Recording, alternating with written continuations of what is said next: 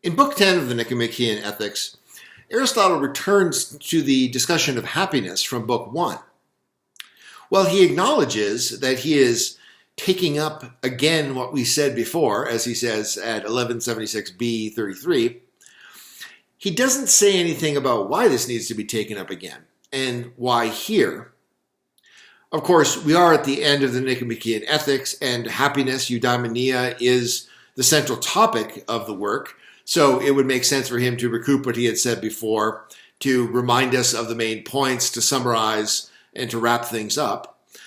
But there also seems to be an outstanding issue or two left that he needs to take up in his discussion of happiness in order to complete that discussion. One outstanding issue from the previous discussion was which of the three most favored lives, the lives of pleasure, of political involvement, and of study, which of these three was the happiest life? In that discussion from chapter 5 of book 1, the issue was not settled, and the life of study was mentioned only to be immediately tabled as a topic of discussion. So it's reasonable to assume that, at the very least, the pertinence of the life of study to the issue of human happiness will be discussed here. It becomes clear in the course of the discussion in Book 10 that Aristotle is here taking for granted the conclusion about happiness that was established by the function argument in Book 1, namely that happiness consists of virtuous activity. The question is, how is the life of virtuous activity to be related to the lives of pleasure and study? Are the latter two options merely to be rejected in favor of the life of virtue, understood as a life of political involvement? Or can all three lives be integrated in some way? In chapter 6 of Book 10, Aristotle mainly focuses on a brief reminder of some of the key criteria of happiness, and a few considerations against the view that happiness consists of the enjoyment of pleasant amusements. Against the view that happiness consists of enjoyment, the enjoyment of pleasant amusements, Aristotle will argue 3 points. First, that the excellent and virtuous person is the standard of what is most choice-worthy, and such a person does not regard a life occupied with pleasant amusements to be most choice-worthy. Second, he makes the point that it seems we engage in pleasant relaxation in order to relax and recoup our energy for renewed activity and work, and not vice versa. We don't work for the sake of relaxation. And third, he makes the point that even the slave can enjoy bodily amusements, but no one thinks that a slave is happy. So let's talk about these 3 points in a little bit more detail. First, Aristotle reminds us of his conclusion and the reasoning behind the conclusion that happiness is an activity rather than a state. The reason it is not a state is that if it were, someone could be in this state and yet be asleep, or unconsciously suffer the greatest misfortunes and yet be happy. But this is absurd, and we've seen Aristotle make this point earlier as well. So he's really just repeating an earlier point here. But here, at this point, we might note that this claim of Aristotle's is at least questionable.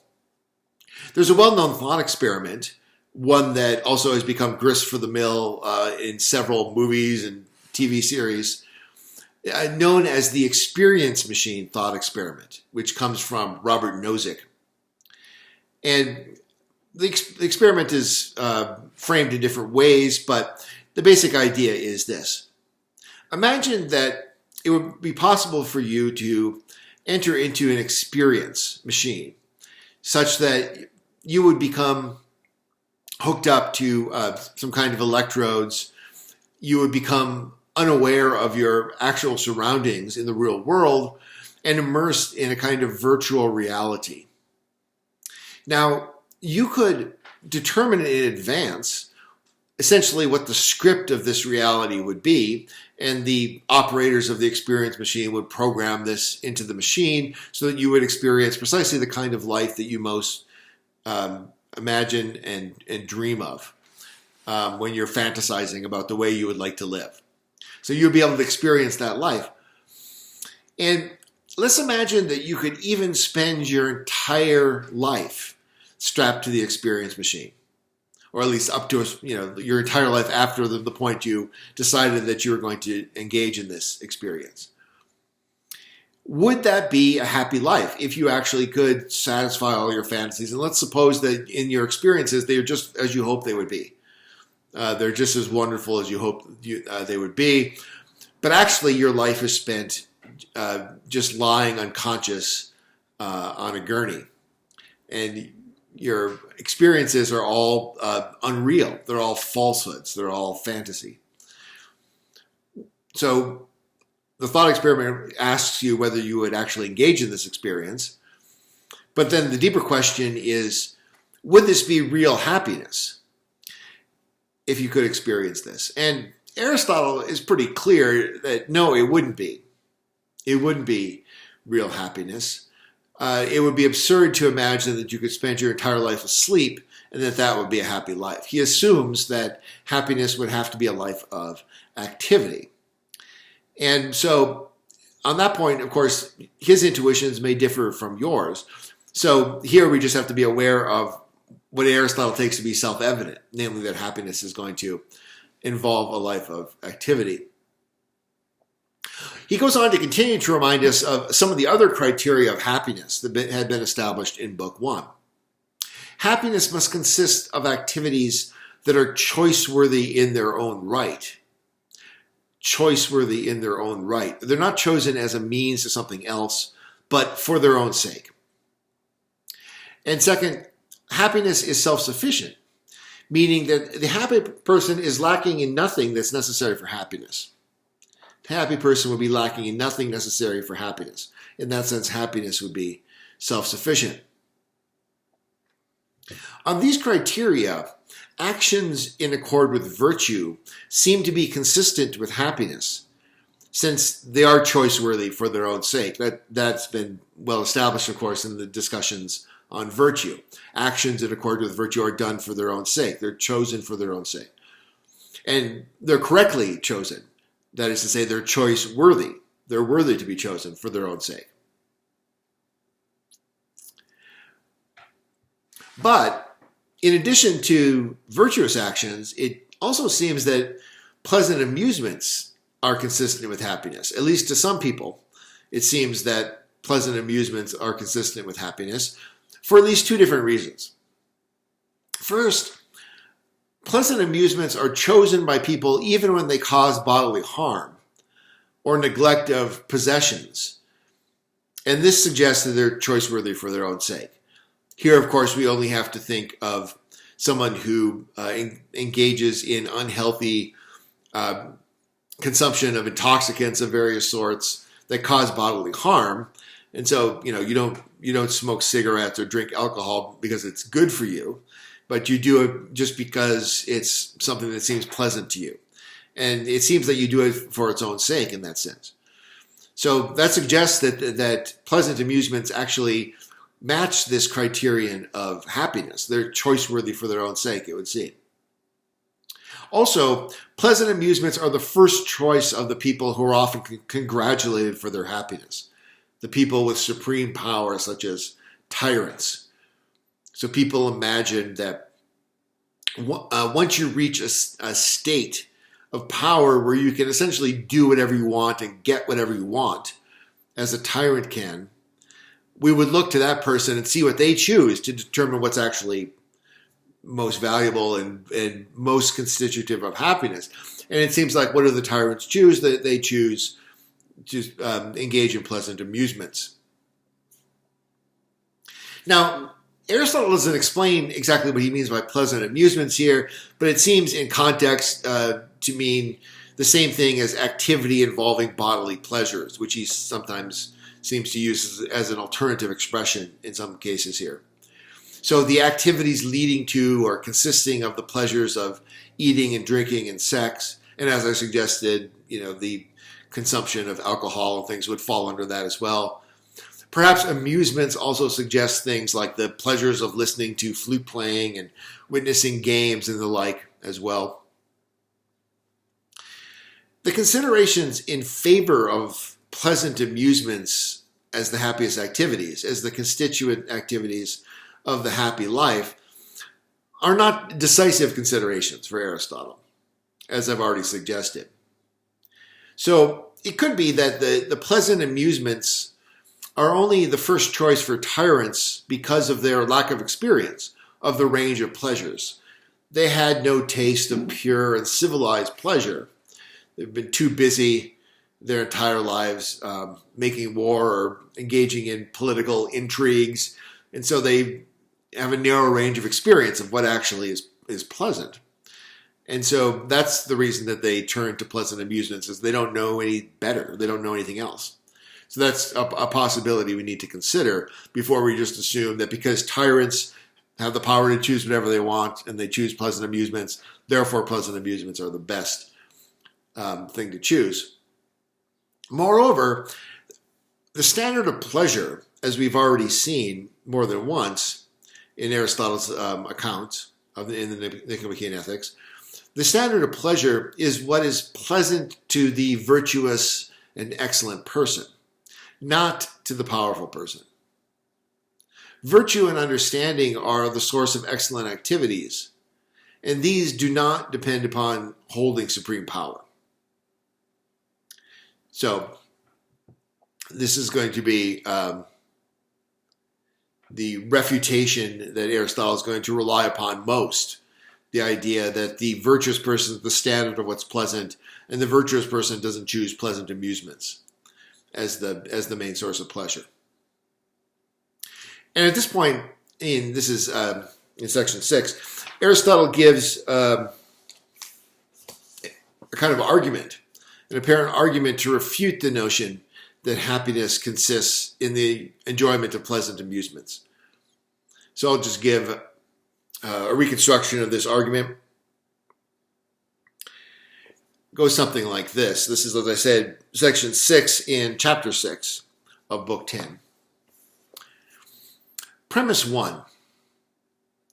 Happiness is the end for the sake of which human beings work and toil their entire lives. Premise 1. Happiness is the end for the sake of which human beings work and toil their entire lives. Premise 2. If happiness just consists in the enjoyment of pleasant amusements, then human beings work and toil their entire lives for the sake of amusing themselves. Premise 2. If happiness just consists in the enjoyment of pleasant amusements, then human beings work and toil their entire lives for the sake of amusing themselves. Premise 3. But we amuse ourselves only in order to relax. Premise 3. We amuse ourselves only in order to relax. Premise 4. We relax only in order to recover our energy so that we can work. Premise 4. We relax only in order to recover our energy so we can work. Premise 5. Hence, we do not work in order to relax. As Aristotle says, serious work and toil aimed at amusement appears stupid and excessively childish. So, premise 5, we don't work in order to relax. Conclusion, happiness does not consist of the enjoyment of pleasant amusements. So that's the argument. Happiness is the end for the sake of which human beings work and toil their entire lives. If happiness just consists in the enjoyment of pleasant amusements, then human beings work and toil their entire lives for the sake of amusing themselves. But we amuse ourselves in order to relax, and we relax only in order to recover our energy so that we can work. Hence, we don't work in order to relax. So happiness doesn't consist in the enjoyment of pleasant amusements. Of course, this argument doesn't say anything about the quality or character of the work, and so Aristotle shouldn't be read here as saying that happiness just consists in doing any old work just in working, regardless of the quality or character of that work. It's going to be crucial for Aristotle that the work that we're talking about is of a particular sort. But here he's just saying that in general, we can assume that the work is going to take precedence over pleasure, because the pleasure is just relaxation, which is for the sake of work. And so the question is, what's the quality or character of this work that's going to make the life happy? Finally, Aristotle offers one more consideration that I alluded to earlier. This is section 8, page 193. Besides, anyone at all, even a slave, no less than the best person, might enjoy bodily pleasures, but no one would allow that a slave shares in happiness, if one does not also allow that the slave shares in the sort of life that is needed for happiness. For happiness is found not in these pastimes, but in the activities in accord with virtue, as we said previously. Happiness, as we've already proven in the function argument in Book 1, requires activities in accordance with virtue. And it's not clear here whether Aristotle actually means to say that these are impossible for a slave. Some slaves could potentially engage in such activities, especially given the character of slavery in the ancient world. Depending on cultural context, it might be possible for a slave to be politically involved even, and so forth. But he seems to be saying here that even a slave can engage in the kind of pleasures that lead to bodily enjoyments. And if a person never goes beyond that, they are essentially existing at the level of a slave. It seems like something like that is more of his idea. And so the slave qua slave, in other words, only engages in amusements for the sake of bodily enjoyment, and no one thinks that life is anything more than slavish, and therefore is not a happy life. So, all right. This leads to the first discussion question. Does Aristotle provide sufficient considerations to convince you that happiness does not consist merely of constant enjoyment of pleasant amusements? Why or why not? So, first discussion question. Does Aristotle provide sufficient considerations to convince you that happiness does not consist merely of constant enjoyment of pleasant amusements? Why or why not?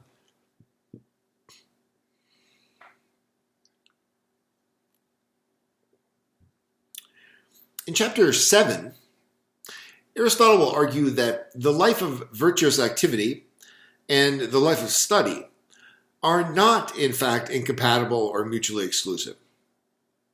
Quite the opposite. The happy life will involve both virtuous activity and study. Since the virtues include the virtues of thought as well as character, and virtues of thought involve study, at least the highest of them do, the life of virtue and the life of study can overlap.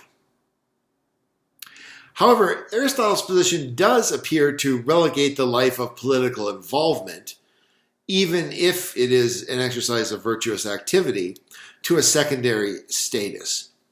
If we go back and we recall what Aristotle had said in his discussion of wisdom and wisdom's relation to prudence, recall that he had asserted that there's a kind of precedence that wisdom has over prudence. Wisdom is what sets the target at which the prudent man aims. And so here we're going to see a further elaboration and unfolding of this idea that it's really wisdom that sets the ultimate goal or the ultimate target of all of our political activity. In essence, what Aristotle is going to suggest is that, well, political activity is good and necessary for human beings. The activity of organizing the city in the finest possible way. It is not an end in itself. It serves a higher purpose or a higher aim.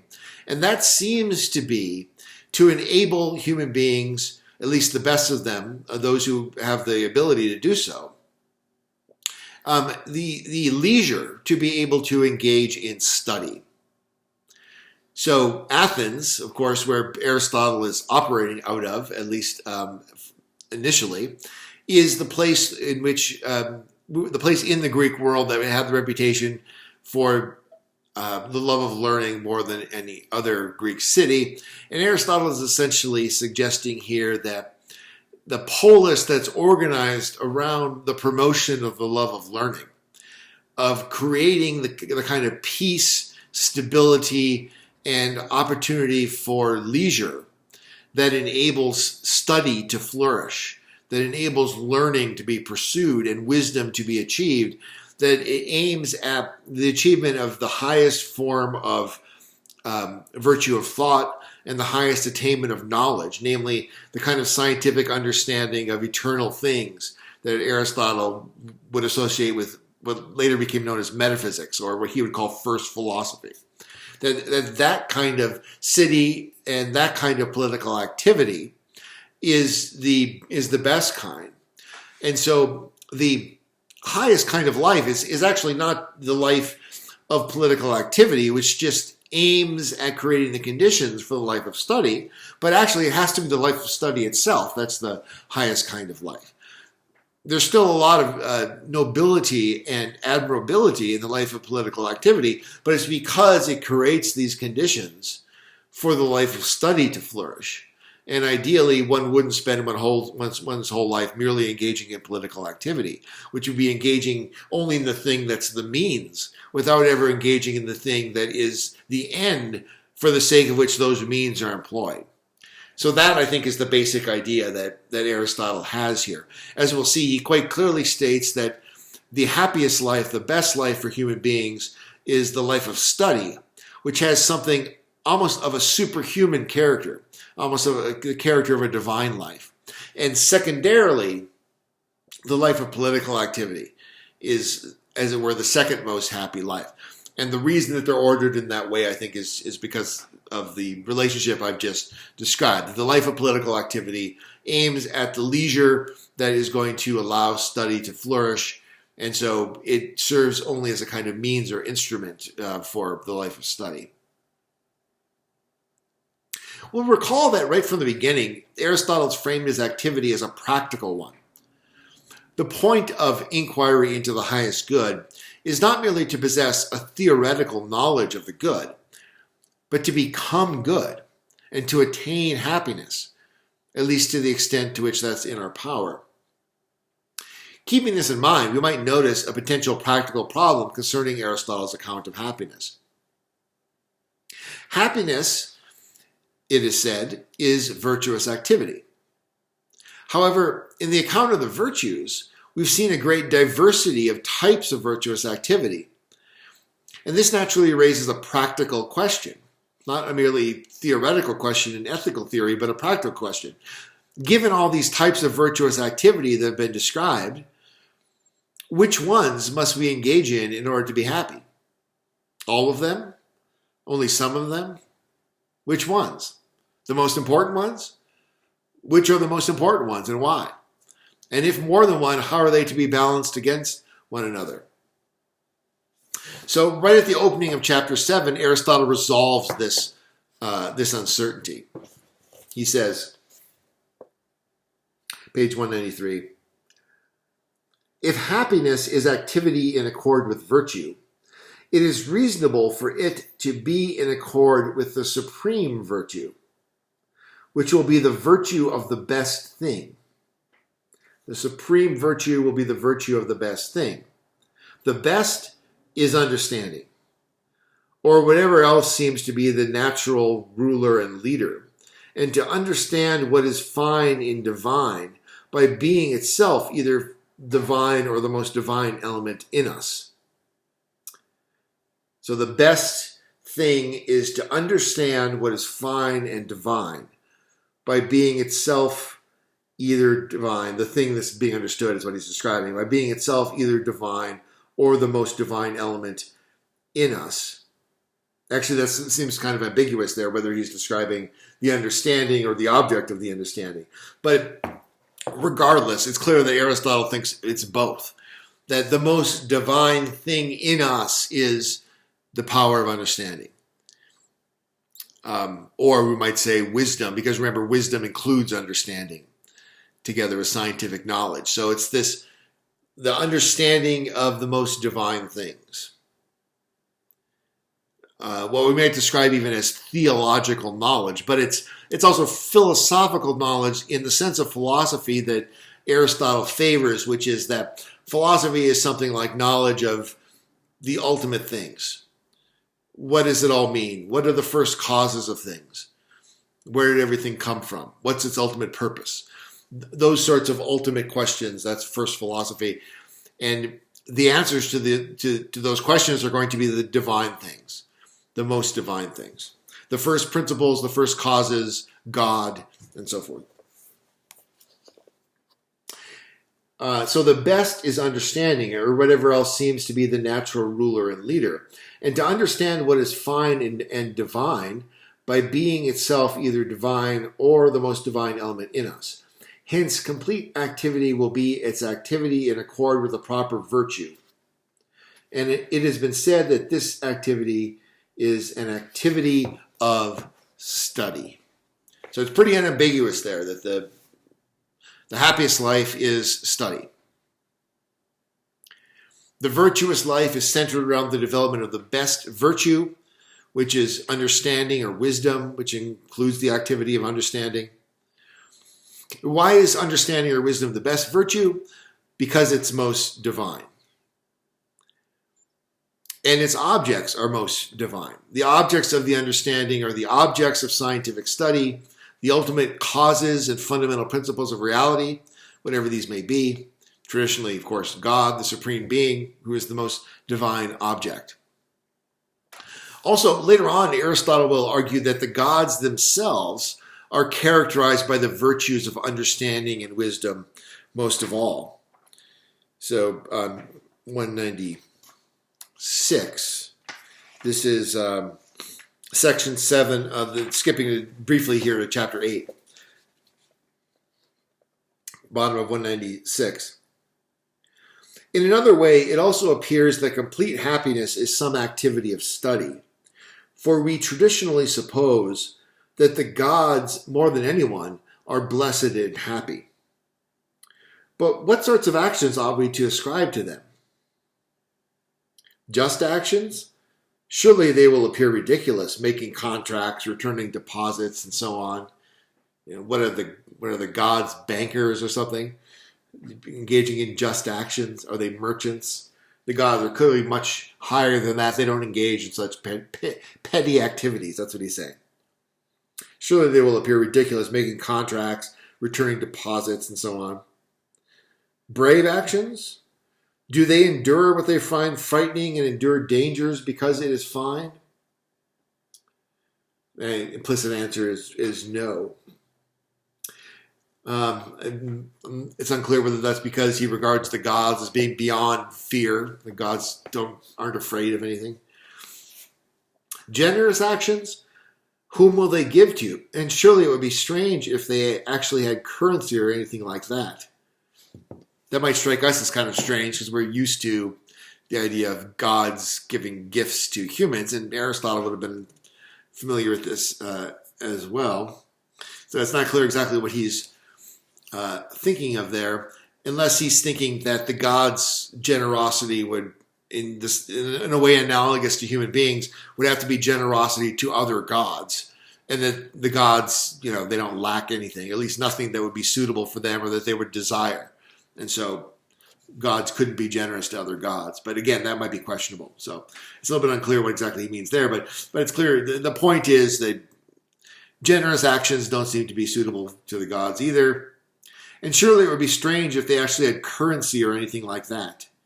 And what would their temperate actions be? Surely it is vulgar praise to say that they do not have base appetites. Big deal. The gods don't have base appetites. Of course, notice here that Aristotle is very much operating under the influence of Plato and others with a philosophical conception of the gods, a philosophically constructed idea of what the gods would and would not do. He's clearly not operating on the basis of the tales told by Homer and Hesiod, which include the gods doing all of this stuff that he says isn't the proper activity. So he's imagining the gods, the true nature of the gods, which the poets, of course, according to the Platonic tradition, distorted in the poems, the gods who are purely good.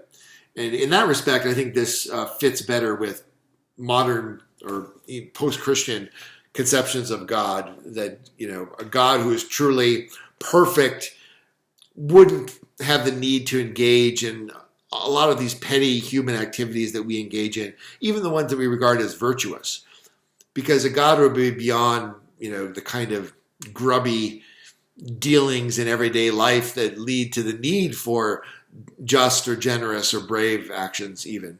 They would be transcending that kind of sphere of everyday life, and so they wouldn't need to engage in those actions. When we go through them, all the things that concern actions appear trivial and unworthy of the gods. Nonetheless, we all traditionally suppose that they are alive and hence active, since surely not asleep like Endymion. So the gods are alive and active, they must be doing something, they can't just be sleeping. Then if someone is alive and action is excluded and production even more, what is left but study? Hence the gods' activity, being superior in blessedness, will be an activity of study. And so the human activity is most akin to this activity. So the human activity that is most akin to this activity will, more than any others, have the character of happiness. So I think it's pretty obvious that there are some holes in this argument that one could attempt to exploit and drive a wedge between some of Aristotle's inferences here. But the basic idea that he wants to assert, at least, is clear, which is that study, the contemplation of eternal truths, including, presumably in the case of the gods, eternal truths about themselves, is the most fitting activity for the gods. And to the extent that human beings engage in this activity, we are behaving in the most godlike manner possible. We're imitating the gods when we are engaged in study. Because it's not so much that, again, you might say, what, do the gods have to work? Do they have to engage in, toil and sweat in order to be able to uncover truths that are veiled and hidden from them? And it seems to me that's why, in some respects, the word contemplation might be a better one here. The word that is being used here is theoria, which, if you look, this is 398. For the last time here, I'll encourage you to look at the glossary, the discussion of study. Of course, we have these associations with study, like it's the work of memorizing something or whatever it might be. But you might think here of the sense of a study that a painter might engage in before determining how to paint a model. So a painter traditionally will do a lot of different studies of the thing that they're looking to paint in order to determine what's the best way to paint this thing. And what are they doing in these studies? They're seeing it. They're trying to see it. And that's essentially what study refers to here as theoria. And there are many ways in which study is not a good translation. But you could look at the discussion of this. But the idea is that theoria is related to the idea of seeing. The Greek word is related to the idea of just seeing something. So it's like having a kind of insight. In later Christian theology, famously associated with Thomas Aquinas, there developed this idea of the beatific vision. That's what heaven consists in. Heaven is not an activity of just sitting around like in Valhalla or whatever, drinking mead and engaging in orgies or something like that constantly. Rather, the vision of heaven that Aquinas suggested was basically just gazing upon God for all eternity, which you might think sounds boring, but God is sort of infinitely interesting. And so it wouldn't be. You would never be able to exhaust the interest of God by gazing upon God. And that's theoria in Aristotle's sense too. That's the activity that the gods are engaged in. This activity of seeing, of contemplating the eternal truths about the universe, the structure of the universe. That's the divine activity. Okay, so theoria then, or study as it's translated, is the activity of the gods. And insofar as we engage in that activity, we are imitating the gods and living a kind of divine existence. Aristotle supplements this justification for his conclusion that happiness is the life of study by identifying understanding as the supreme virtue as the most continuous activity and also as the most pleasant. So the activity of understanding is most continuous and most pleasant of all the activities. So most continuous. What does he mean? It's most continuous. He seems to mean simply that one can engage in study or this theoria, this theoretical insight, the activity of understanding, more continuously without exhaustion than any other virtuous activity. So again, it's important, I think, to think of this as just gazing upon eternal truth rather than, let's say, spending hours and hours in the library researching, which we might associate with study. And you might think that that's not something that you can engage in continuously without exhaustion. But once you understand something and you have a, as it were, conspectus of it in your mind, and you can just contemplate it. That's the continuous activity, I think, that he has in mind. So that's what we can engage in more continuously without exhaustion than any other virtuous activity. So to see this, think about some of the other main virtues. Bravery, for example, one of the most, maybe the most admired virtue of character. Bravery is exhibited most of all in fighting, as we've seen. But one can only fight for a short time before one gets physically exhausted and needs a rest. So that's not a very continuous activity. Temperance is exercised in eating and drinking and having sex, but it's exercised precisely when those things are not engaged in for an excessively long time. So structurally speaking, you can't engage in temperate activities for a very long time. If you're sitting there eating for a long time, you're ipso facto not being temperate. If you spend a week, having sex, then you're not being temperate in your sexual indulgence and so forth. So temperance is engaged precisely when, or exercised rather, as an activity when things are not engaged for an excessively long time. So again, that's not going to be the most continuous. Social virtues, such as friendliness, wittiness, truthfulness, these are engaged in when one is having conversations and social interactions with others. But here, Aristotle would probably say that if these conversations are not pertaining to study, as in the Platonic dialogues, they are, there's no opposition between conversation and study. That's the paradigm for Plato, it seems. But if you're just having a conversation of, let's say, small talk or gossip or whatever it is, pretty quickly they become tiring if they're engaged in too long. Of course, different people have different thresholds for this, but generally speaking, a conversation that's not, as we say, a deep conversation is going to become tiresome before too long. Aristotle also holds that in section 2, page 193, quote, activity in accord with wisdom is the pleasantest of activities in accord with virtue.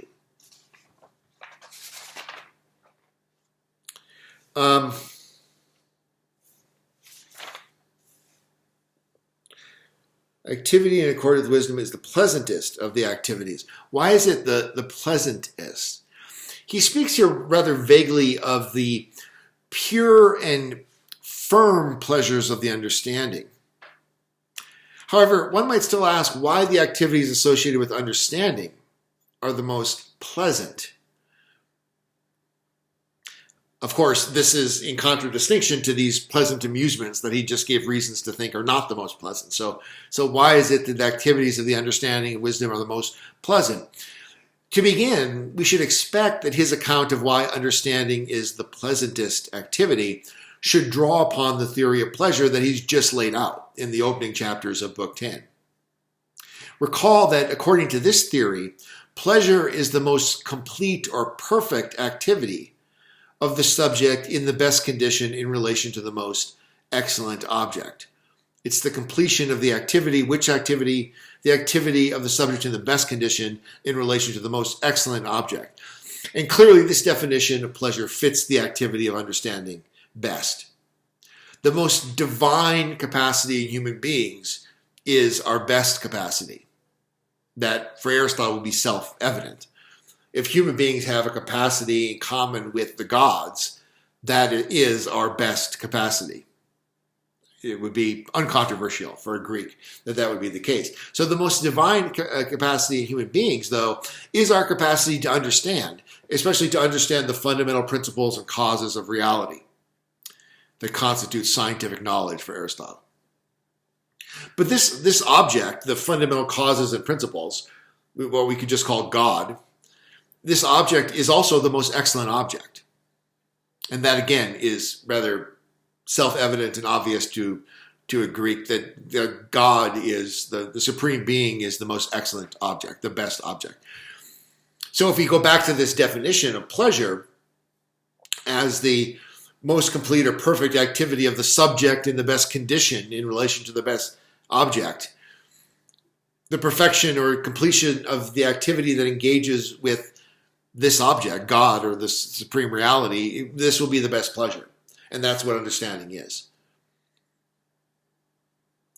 So, from the account of pleasure that he has just recently argued for at the beginning of Book 10, we get the idea that understanding is the pleasantest of all activities. Theoria, this theoretical contemplation. Aristotle also goes on to confirm that the activity of understanding also satisfies the criteria of happiness that he's established, namely that it's self-sufficient and choice-worthy for its own sake. As for self-sufficiency, Aristotle writes in section 4, page 194,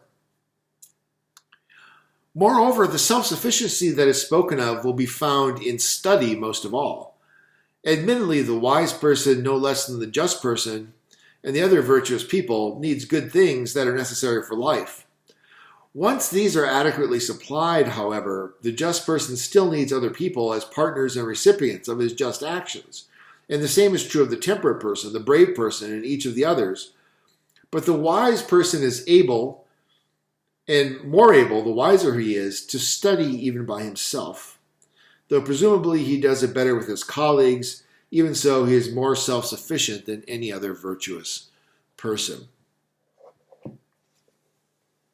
So study relies least upon the contingency of other people. As an activity, it is most self-contained. And here, once again, I think we're liable to be misled by the connotations of the word study that stick with us. We tend to think that, in order to study, you need books or things like that, right? And aren't those external goods that you need to rely upon? Or you need teachers, or you need colleagues. And Aristotle isn't going to completely deny that those things are helpful to study. But he thinks, that at a certain point, a person just has a certain degree of understanding, and then they're able to just contemplate the truths that they know with their soul alone. And they don't need necessarily to have teachers anymore or colleagues, and they don't need to impart their wisdom to students. They can just enjoy it by themselves without necessarily talking about it or saying anything about it to anyone else. And that's different from, as he says, the just person or the temperate person who is going to need partners in their actions. Moreover, it's pursued as an end in itself, not for any ulterior purpose. So this, again, remember that the knowledge part of wisdom is associated with scientific knowledge. And for us, we tend to strongly associate science with technology and the development of useful technologies.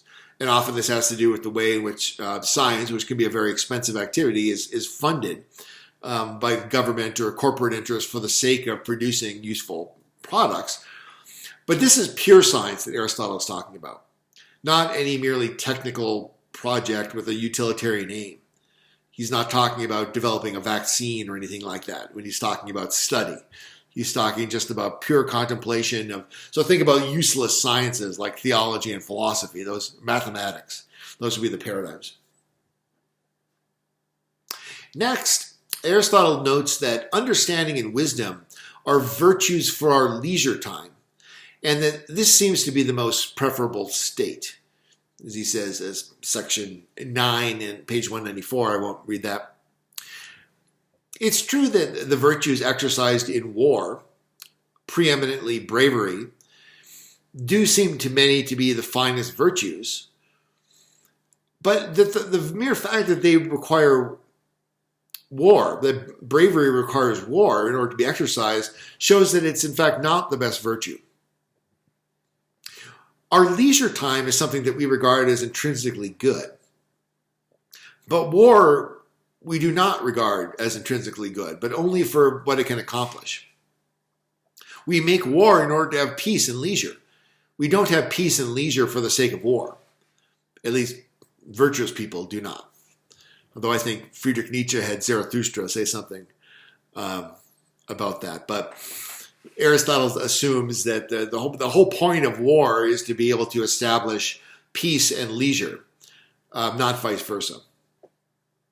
But study is the fine activity that's best suited to the best state, namely the state of leisure. Bravery, by contrast, is only suited to a less desirable state, the state of war.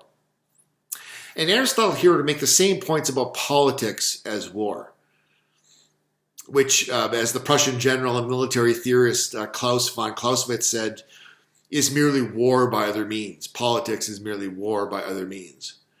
Politics is just a kind of war, the same kind of principle, just not violent, at least not usually. So that's not the best state. These are states, war and politics are states that exist in order to establish peace, leisure, prosperity, you could say that as a condition of leisure. And so they're means to an end. They're not the end in themselves. They're not the best states. I mean, if you think about even political activism, what would you do if all of your goals were accomplished? Oftentimes in practice, what it seems like it tends to happen is the bar just gets moved. You know, once we've established this degree of, let's say, social justice as we previously defined it, we now have to define an even more rigorous degree of social justice. So we have something to be activists about because we're just used to nothing else. We can only be activists. That may be a somewhat cynical view, but it does suggest that there's a way in which political activity can become an end in itself, as can war, unless you have militarism. But Aristotle would say that I think that's a kind of diseased state of the polis when it's just engaged in politics for its own sake or war for its own sake.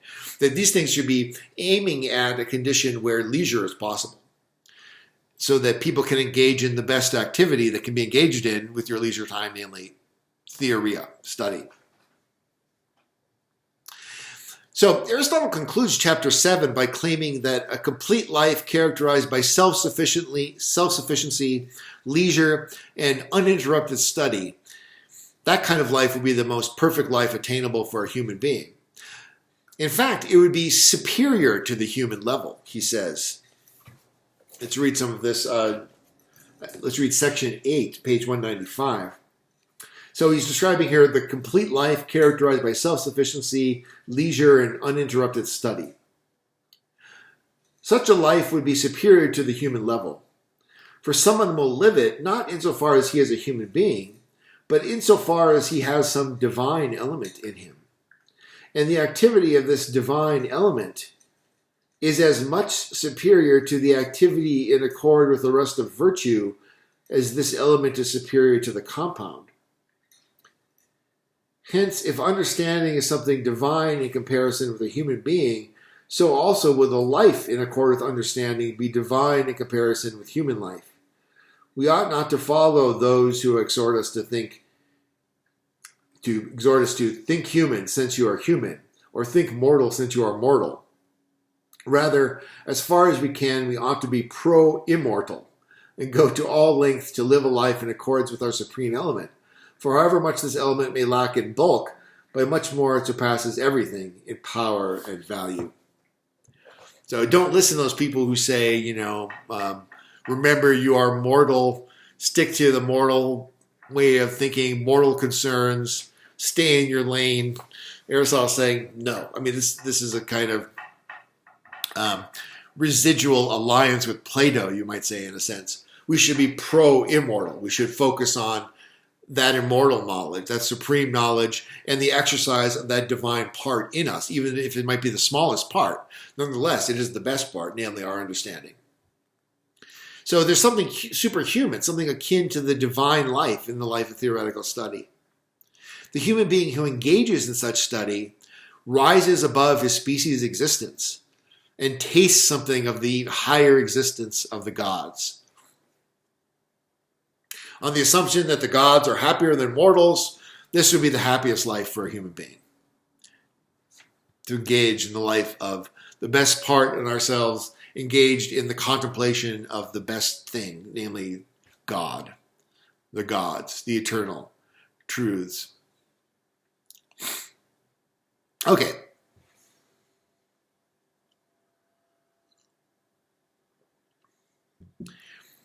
So what about the life of political activity then? How does it relate to the life of study? We've already suggested something about this relation.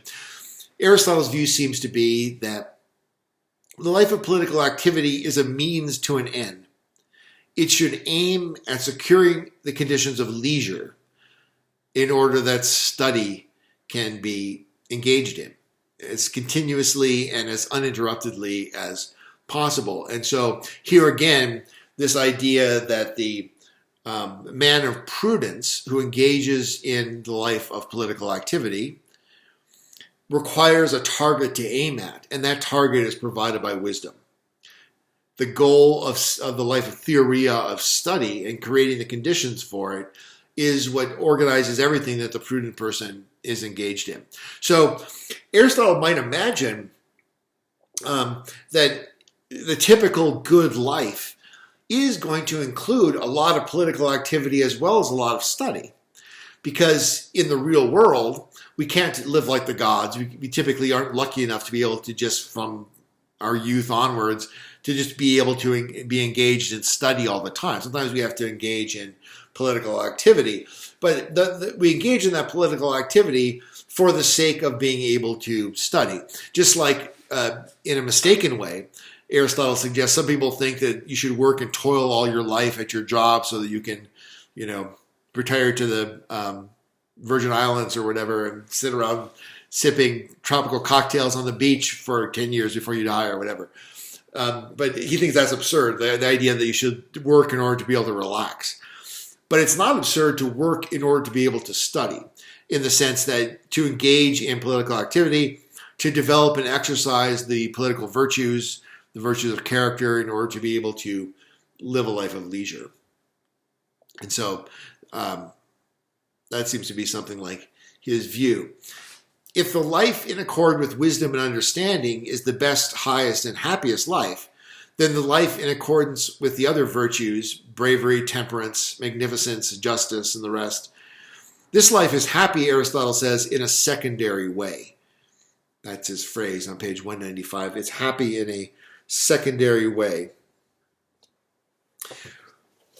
Continuing on there in the top paragraph of chapter 8.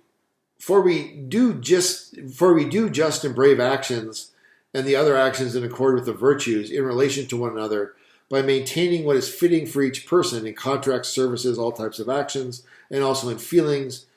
And all these appear to be human conditions. And we have to read this reference to human conditions in relation to the discussion he had just undertaken that I just quoted from earlier at the end of chapter 7, where he's talking about the life that's superior to the human level. So you have these two things. You have the life that's superior to the human level. That's the life of study.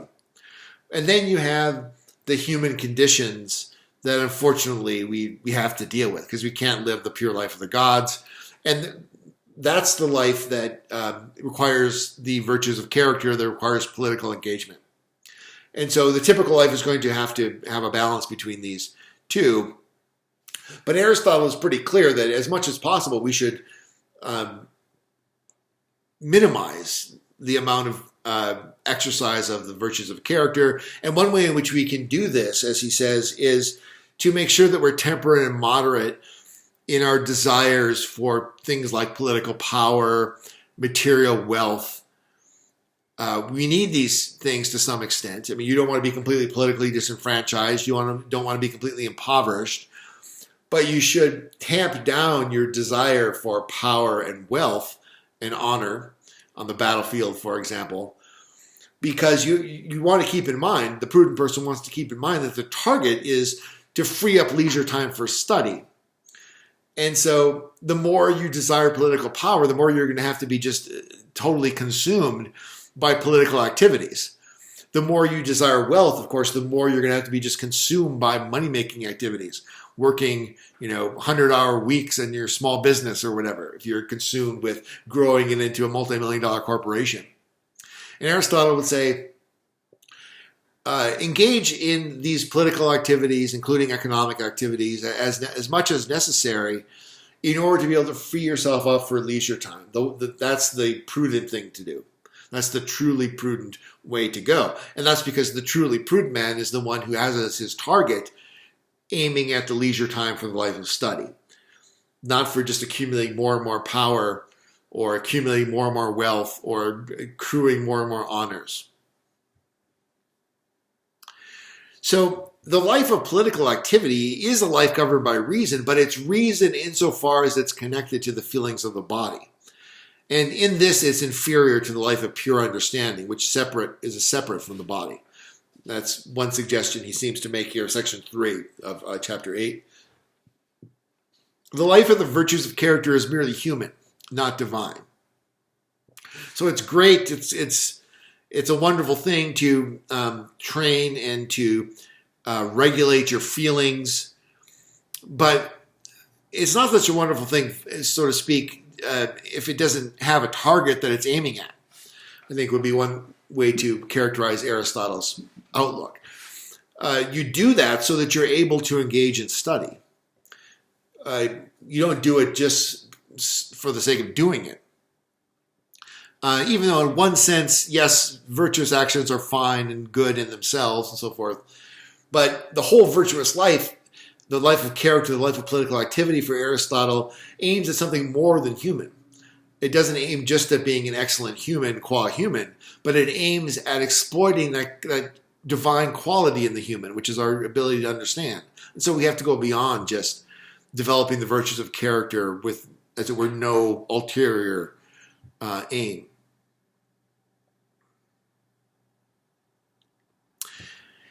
Another deficiency of the life of political involvement, relying on the virtues of character, as it's already been mentioned, it needs many more external goods to carry out its activities than the life of study. As he says, page 196, section 4, midway through the paragraph, for the generous person will need money for generous actions, and the just person will need it for paying debts, since wishes are not clear, and some people who are not just pretend and wish to do justice. Similarly, the brave person will need enough power, and the temperate person will need freedom to do intemperate actions. For if they are to achieve anything that the virtue requires, for how else will they or any other virtuous person make their virtue clear? Now,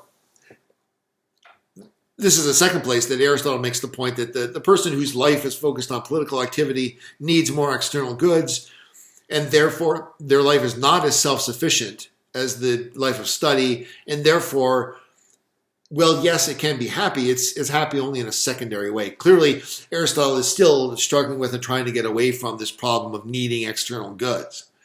As much as possible, he wants happiness to be contained just in the soul and its own activity. And the soul much more closely approximates that when it is focused on the life of study than when it's focused on the life of political activity, which needs so many of these external goods in order to carry out virtuous activities. Now, Aristotle is not denying that the person who focuses on study requires external goods as well.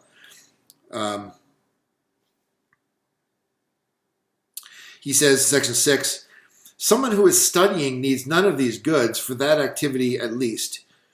So he doesn't need the goods that he doesn't need to raise money to run a political campaign. He doesn't need to, acquire power in order to, attain a glorious result in war or something like that. He doesn't need those goods, but insofar as he is a human being and hence lives together with a number of other human beings, he chooses to do the actions that accord with virtue. Hence, he will need the sort of external goods that are needed for the virtues for living a human life. So, the life of study still, really, I think most of what we said so far almost suggests that you could lead the life of study if you were a hermit. But here Aristotle quite clearly says that's not what he has in mind. The human being who engages in the life of study is still going to be a human being and is still going to live with other human beings. And so he's going to need the amount of external goods that enabled him to live with other human beings. And I think it's quite clear that what he's talking about here is just those external goods that one needs in order to be able to be a friend, in order to maintain friendships. But that can be quite a modest amount, especially if one has virtuous friends. One doesn't need, for example, to have a lot of money to be able to lavish gifts on people so they'll be your friend, if your friends are friends within a friendship of virtue, as we've described. And I assume I don't need to go into detail again as to why that is. But that seems to be what Aristotle is saying here. This is the kind of life that the virtuous person who engages in the life of study preeminently will need. They'll need a life where they have virtuous friends. But that requires only a modest amount of external goods.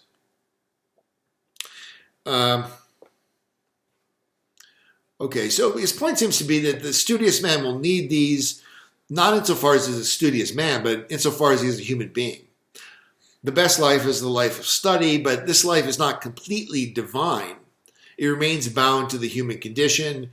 It remains inevitably, in that sense, a bit compromised, and so this person will have to be a human being as well, and so they'll need a certain amount of external goods, but perhaps just the ones that they can get in virtuous friendships. Perhaps with other people who are also fellow philosophers who are engaged in the same kind of activity of study and so forth. That seems to be the idea. Okay, so finally, we recall that the Greek word eudaimonia contained the connotation of being blessed by the gods, of having the protection of a beneficent guardian spirit or a daimon. So eudaimon, the daimon is a guardian spirit, a demon, as it later became known, but that is, of course, a negative connotation. And the EU here is precisely, of course, the prefix that indicates well or good, right? So it's having a guardian angel, so to speak, would be one way to think about what this is. The condition of having the protection of a guardian spirit. And this connotation of eudaimonia fits very well with Aristotle's conception of the happy life. Because this life of study, he says, that he's pointing to as the happiest life, as the ideal, seems likely to be the one that's most blessed by the gods. And he explains why.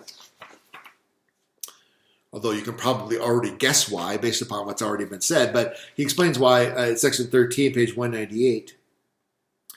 The person whose activity accords with understanding, and who takes care of understanding, and is in the best condition, would seem to be most loved by the gods. For if the gods pay some attention to human affairs, as they seem to, it would be reasonable for them to take pleasure in what is best and most akin to them, namely understanding, and reasonable for them to benefit in return those who most of all like honor and understanding, on the assumption that these people attend to what is beloved by the gods, and act correctly and finely. Clearly, all these things are true of the wise person more than anyone else. Hence, he is most loved by the gods. And it is likely that the same person will be happiest.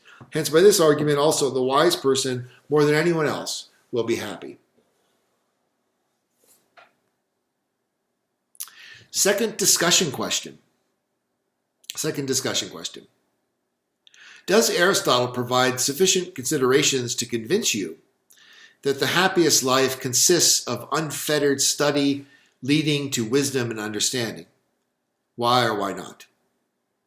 Do you agree with Aristotle that the life of political involvement, even if it is marked by activity in accordance with the virtues of character, by bravery, generosity, justice, etc., is only happy in a secondary sense?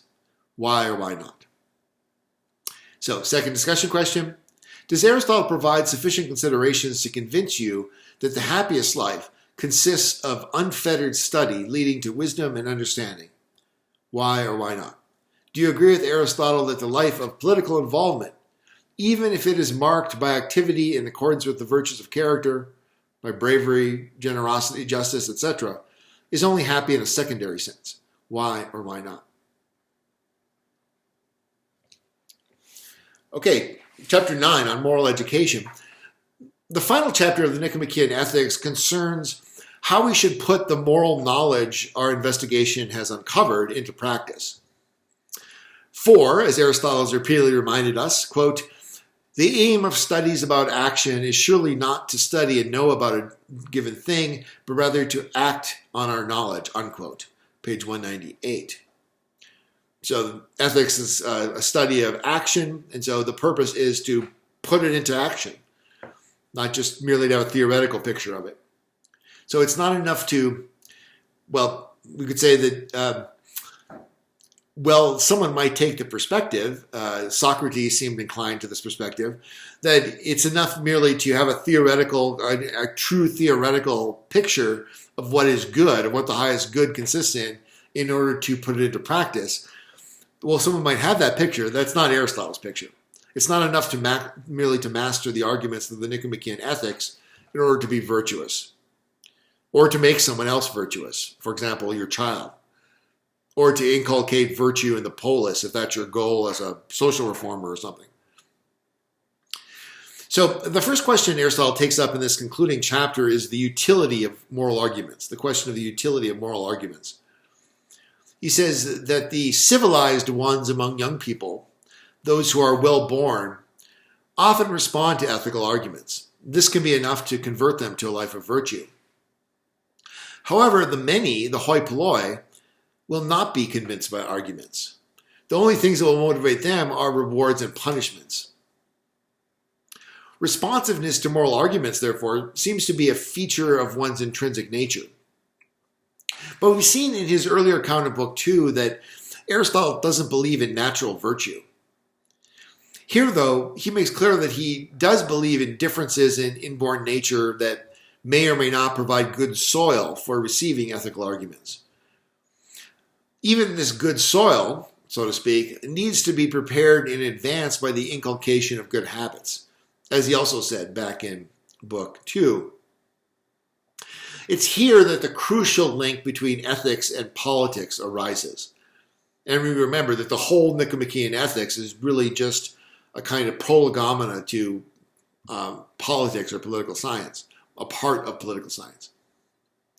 Aristotle views ethical arguments, however fine they may be in themselves, as falling on deaf ears if their hearers do not have the sort of character that implies a propensity to hear such arguments sympathetically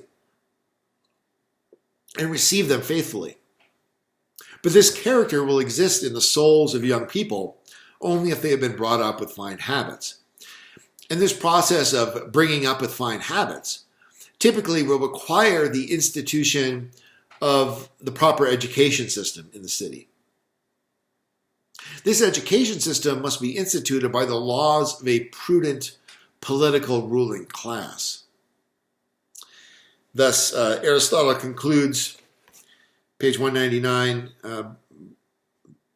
second sentence of section 8. It is difficult, however, for someone to be trained correctly for virtue from his youth if he has not been brought up under correct laws. For the many, especially the young, do not find it pleasant to live in a temperate and resistant way.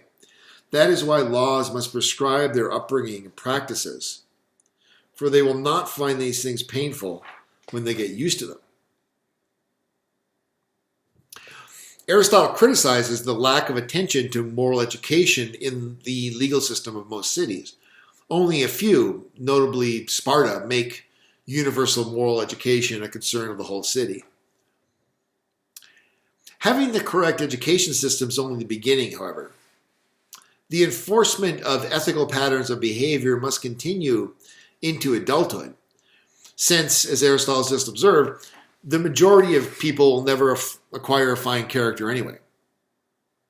Even though most education takes place privately, it's still desirable for private moral educators, especially fathers, to acquire general moral knowledge, which Aristotle calls legislative science.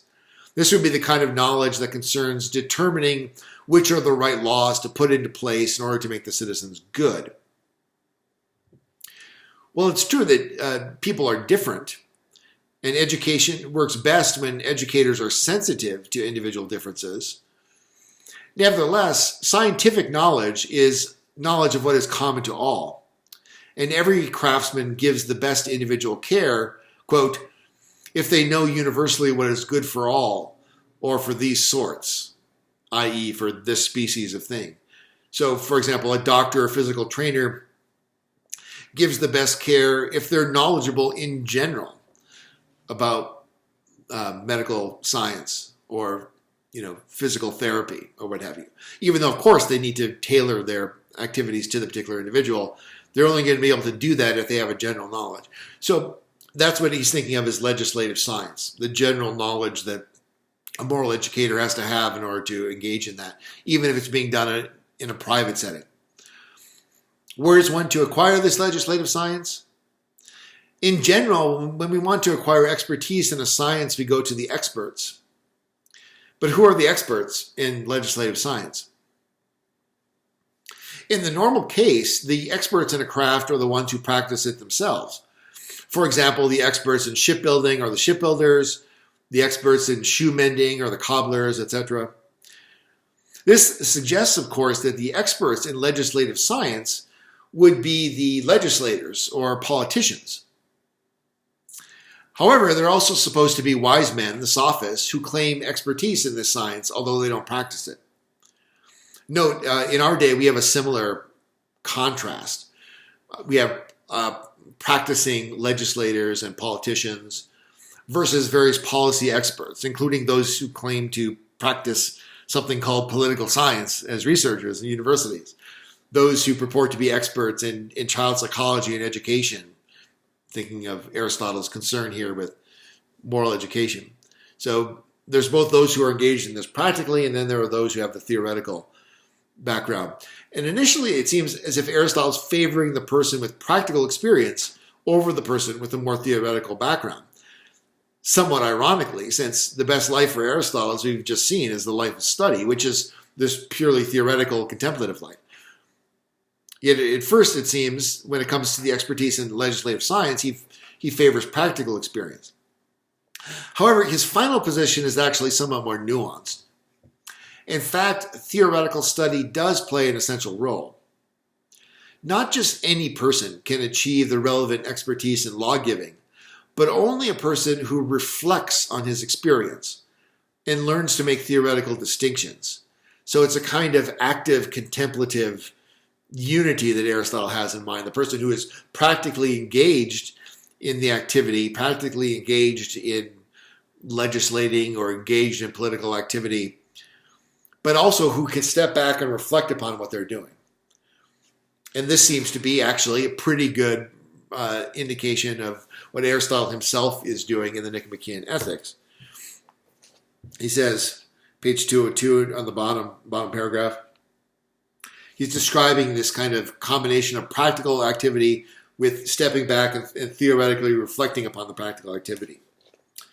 And yet doctors not only try to describe the recognized treatments, but also distinguish different bodily states and try to say how each type of patient might be cured and must be treated. And what they say seems to be useful to the experienced, although useless to the ignorant. So the two aspects here, the doctor is making theoretical distinctions.